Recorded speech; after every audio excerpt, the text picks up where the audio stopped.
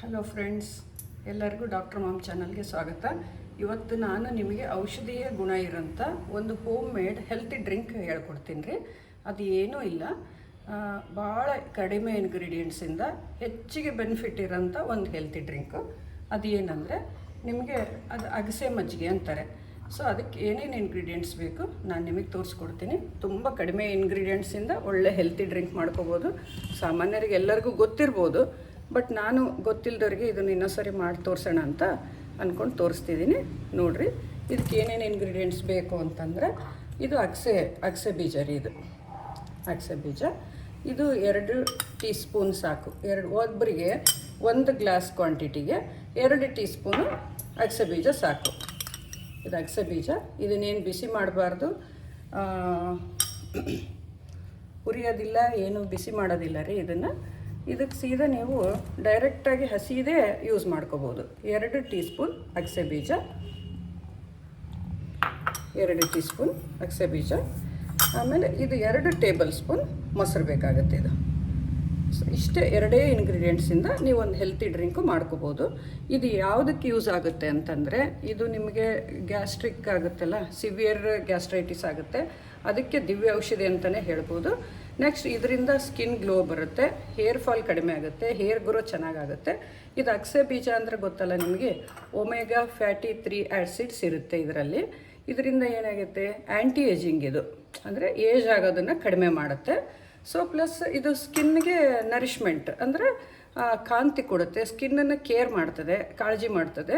ಹಂಗಾಗಿ ಈ ಅಗಸೆ ಮಾತ್ರ ಯಾವುದಕ್ಕೆ ಯೂಸ್ ಇಲ್ಲ ಅಂತ ಹೇಳಂಗಿಲ್ಲ, ಎಲ್ಲದಕ್ಕೂ ದಿವ್ಯ ಔಷಧಿ ಇದು. ಕಾರ್ವಾರ್ ಸೈಡ್ ಜನ ಎಲ್ಲ ಫಿಶ್ ತಿಂತಾರಲ್ಲ, ಅದೇ ಪ್ರಾಪರ್ಟಿ ಗುಣಗಳು ಇದಕ್ಕಿದೆ. ನಾವು ವೆಜಿಟೇರಿಯನ್ ಏನು ಮಾಡ್ತೀವಿ, ಫಿಶ್ ತಿನ್ನಲಾರ್ದವರೆಲ್ಲರೂ ಈ ಅಗಸೆ ಬೀಜನ ಜಾಸ್ತಿ ಯೂಸ್ ಮಾಡೋದ್ರಿಂದ ಭಾಳ ಉಪಯೋಗ ಇದೆ ಇದು. ಸೊ ಇದರಲ್ಲಿ B12 ಇದೆ, ಆಮೇಲೆ ಐರನ್ ಕಂಟೆಂಟ್ ಇದೆ. ಆಮೇಲೆ ನೆಕ್ಸ್ಟು ಒಮೆಗಾ ಫ್ಯಾಟಿ 3 ಆ್ಯಸಿಡ್ಸ್ ಅಂತೀವಲ್ಲ, ಅದು ಕಂಟೆಂಟ್ ಜಾಸ್ತಿ ಇದೆ.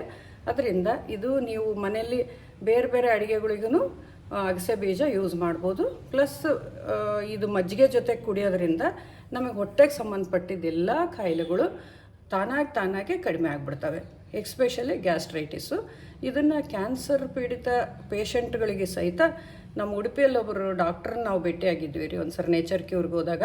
ಅವರು ಅದನ್ನೇ ಹೇಳ್ತಾಯಿದ್ರು, ಇದು ಮಾಡ್ಕೊಂಡು ಕುಡಿಯೋದ್ರಿಂದ ನಿಮ್ಮ ಕ್ಯಾನ್ಸರ್ ಪೇಷಂಟ್ಗೂ ಸಹಿತ ಡೈಜೆಷನ್ ಪ್ರಾಬ್ಲಮ್ ಇರ್ಬೋದು, ಆಗದೇ ಇರೋದವ್ರಿಗೆ ಹಸುವು ಆಗೋದು ಇಂಪ್ರೂವ್ ಆಗುತ್ತೆ. ಆಮೇಲೆ ಸ್ಕಿನ್ ಪ್ರಾಬ್ಲಮ್ ಇರೋರಿಗೆ ಕಡಿಮೆ ಆಗುತ್ತೆ, ಹೇರ್ ಫಾಲ್ ಇರೋರಿಗೆ ಕಡಿಮೆ ಆಗುತ್ತೆ. ಇದು ಒಂದು ಬ್ರಹ್ಮಾಂಡ ಔಷಧಿ ಅಂತಲೇ ಹೇಳ್ಬೋದು, ದಿವ್ಯ ಔಷಧಿ ಅಂತಲೇ ಹೇಳ್ಬೋದು. ಇದನ್ನು ನೀವು ಮಾಡ್ಕೊಂಡು ಕುಡೀರಿ ಅಂತ ಹೇಳಿದರು. ಸೊ ನಾನು ಇದನ್ನು 1 ಟೈಮ್ ಮಾಡ್ಕೊಂಡು ಕುಡಿತೀನಿ ರೀ. 2 ಟೈಮ್ ಕುಡಿದ್ರೆ ಭಾಳ ಗ್ಯಾಸ್ಟ್ರೈಟಿಸ್ ಇರೋರಿಗೆ, ವೀಕ್ನೆಸ್ ಇರೋರಿಗೆ, ಈ ಥರ ಬೇರೆ ಸ್ಕಿನ್ ಪ್ರಾಬ್ಲಮ್ ಇರೋರಿಗೆ ಭಾಳ ಒಳ್ಳೆ ರಾಮಬಾಣ ಕೆಲಸ ಮಾಡ್ತದೆ. ನಿಮಗೆ ಸ್ವಲ್ಪ ಪ್ರಮಾಣದಲ್ಲಿ ಇತ್ತು ಅಂತಂದರೆ 1 ಟೈಮ್ ಕುಡೀರಿ. ಇದನ್ನು ಬ್ರೇಕ್ಫಾಸ್ಟ್ಗಿಂತ ½ ಆನ್ ಅವರ್ ಮುಂಚೆ ಕುಡಿಬೇಕು, ಇಲ್ಲ ರಾತ್ರಿ ಡಿನ್ನರ್ಗಿಂತ ½ ಆನ್ ಅವರ್ ಮುಂಚೆ ಕುಡಿಬೇಕು. ಇಲ್ಲಪ್ಪ ನಮ್ಗೆ ಟೈಮ್ ಆಗ್ತಾ ಇಲ್ಲ ಅಂದರೆ ಮಧ್ಯಾಹ್ನ ಲಂಚ್ಗಿಂತ ½ ಆನ್ ಅವರ್ ಮುಂಚೆನೂ ಕುಡಿಬೋದು. ಯಾವಾಗೇ ನೀವು ಊಟ ಮಾಡಬೇಕು ಅಂದಾಗ, ಟಿಫಿನ್ ಮಾಡಬೇಕಂದಾಗ ಅರ್ಧ ಗಂಟೆ ಮುಂಚೆ ಕುಡಿಬೇಕು. ಅವಾಗ ಇದು ಭಾಳ ಹೆಲ್ಪ್ಫುಲ್ ಆಗುತ್ತೆ, ಅದರದ್ದು ಬೆನಿಫಿಟ್ಸ್ ಕೊಡುತ್ತೆ ನಿಮಗೆ. ಈಗ ಅದನ್ನು ಮಾಡೋ ರೀತಿ ಹೆಂಗೆ ಅಂತ ತೋರಿಸ್ತೀನಿ. ಇದು ಹಸಿದೆ, ಉರಿಯಂಗಿಲ್ಲ, ಏನಿಲ್ಲ. ನಾನು ಡೈರೆಕ್ಟ್ ನಿಮ್ಗೆ ಹೆಂಗೆ ಮಾಡೋದಂತ ತೋರಿಸ್ಕೊಡ್ತೀನಿ ನೋಡಿರಿ.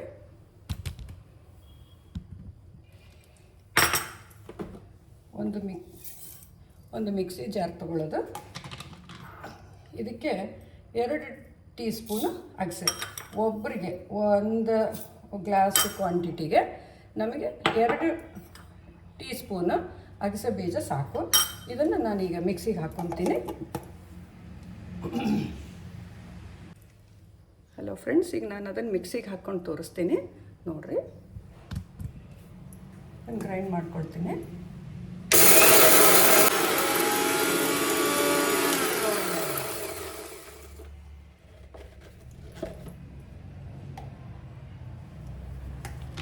ಇದು ನೀಟಾಗಿ ಗ್ರೈಂಡ್ ಆಯಿತು, ನೀಟಾಗಿ ಸಣ್ಣಗೆ ಪುಡಿ ಆಗಿದೆ ರೀ ಇದು. ಓಕೆ, ಇದಕ್ಕೆ 2 ಟೇಬಲ್ ಸ್ಪೂನು ಮೊಸರು ಸೇರಿಸ್ತಿದ್ದೀನಿ. 2 ಟೇಬಲ್ ಸ್ಪೂನು ಮೊಸರು ನೋಡಿರಿ. ನಿಮಗೆ ಜಾಸ್ತಿ ಕ್ವಾಂಟಿಟಿ ಬೇಕು ಅಂತಂದರೆ ಒಂದು ಸ್ವಲ್ಪ ಮೊಸರು ಜಾಸ್ತಿ ಹಾಕ್ಕೋಬೋದು. ಇಷ್ಟು ಹಾಕೋಣ. ಒಬ್ಬರಿಗೆ ಇದು ಅಳತೆ ಕರೆಕ್ಟ್ ಆಗುತ್ತಿದು. 2 ಟೀ ಸ್ಪೂನ್ ಅಗಸೆ ಬೀಜಕ್ಕೆ 2 ಟೇಬಲ್ ಸ್ಪೂನ್ ಮೊಸರು. ಇದಕ್ಕೆ ನೀರು ಹಾಕೋಬೇಡ್ರಿ. ನೀರು ಹಾಕದೇ ಮಿಕ್ಸಿಗೆ ಹಾಕ್ರಿ. ನೀರು ಹಾಕಿದರೆ ಏನಾಗುತ್ತೆ ಅಂದರೆ ಇದು ಸೋರೋಗ್ಬಿಡ್ತದೆ ಸೈಡಿಗೆ. ಜ್ಯೂಸರ್ ಇದ್ದವರು ಜ್ಯೂಸರ್ಗೆ ಹಾಕ್ಕೋಬೋದು.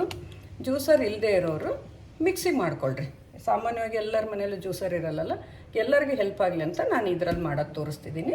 ಇದನ್ನೇ ನೀವು ನೀರು ಹಾಕ್ಕೊಂಬಿಟ್ರೆ ಅಂದರೆ ಸೈಡಿಂದ ಸೋರೋಗ್ಬಿಡ್ತದೆ. ಅದಕ್ಕೆ ನೀರು ಹಾಕದೇನೆ ಮೊದಲು ಗ್ರೈಂಡ್ ಮಾಡೋಣ, ಆಮೇಲೆ ನೀರು ಆ್ಯಡ್ ಮಾಡಿಕೊಂಡು ಕುಡಿಯುವಾಗ ನೀರು ಆ್ಯಡ್ ಮಾಡ್ಕೊಳ್ಳೋಣ. ಓಕೆ, ಈಗ ನಾನು ಇದನ್ನು ಮಿಕ್ಸಿ ಮಾಡ್ತೀನಿ ನೋಡಿರಿ.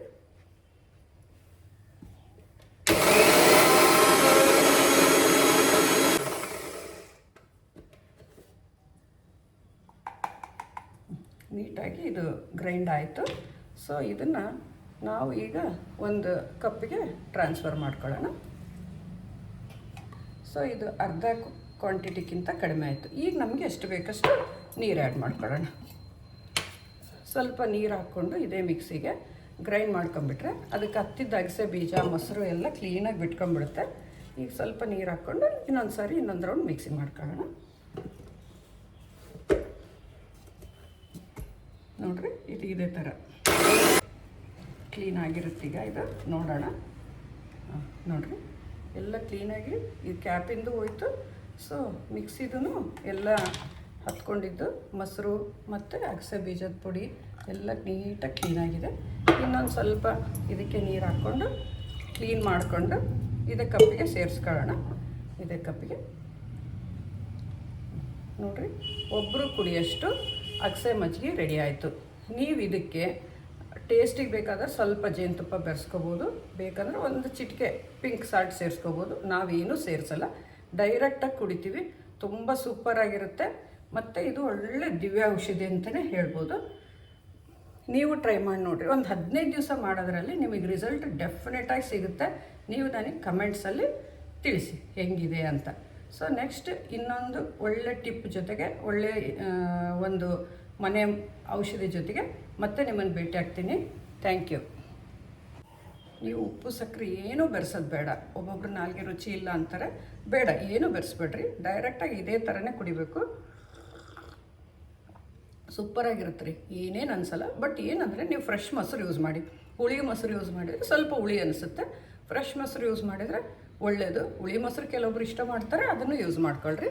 ಓಕೆ, ನೆಕ್ಸ್ಟ್ ಇನ್ನೊಂದು ನಿಮಗೆ ದಿವ್ಯ ಔಷಧಿ ಜೊತೆಗೆ ಬರ್ತೀನಿ.